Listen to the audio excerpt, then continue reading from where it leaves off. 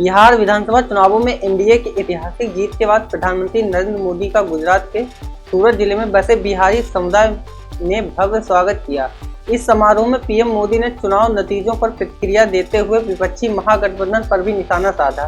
उन्होंने कहा कि पिछले 2-3 वर्षों में बिहार विधानसभा में जिस तरह की भाषा का उपयोग किया गया है, जिस तरह मुख्यमंत्री नीतीश कुमार का अपमान हुआ है, उसने बिहार की जनता को गहराई तक प्रभावित किया।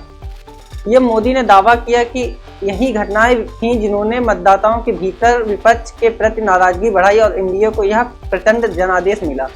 अपने संबोधन में प्रधानमंत्री मोदी ने बिहार की पहचान, उसकी प्रतिभा और विकास की आकांक्षा पर जोर दिया।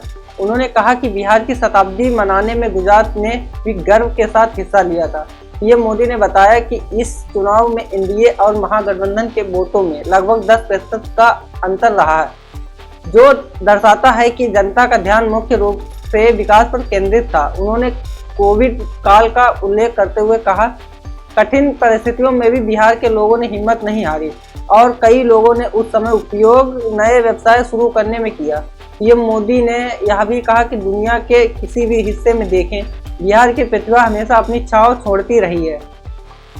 अपने भाषण के दौरान प्रधानमंत्री ने महागठबंधन के नेताओं, विशेष रूप से राहुल गांधी और तेजस्वी यादव पर तीखा हमला किया। उन्होंने आरोप लगाया कि पिछले 2 वर्षों में विपक्ष ने जातिवाद को बढ़ावा देने की कोशिश की, लेकिन बिहार की जनता ने इस राजनीति को सिरे से खारिज कर दिया।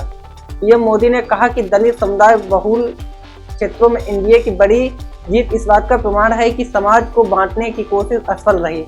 साथ ही उन्होंने विपक्ष पर चुनाव हार के लिए ईवीएम और चुनाव आयोग को दोष देने का आरोप लगाया।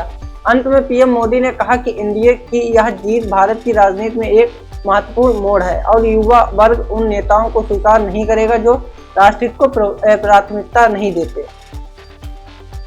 बाकी अन्य खबरों के लिए देखते रहिए शेष खबर।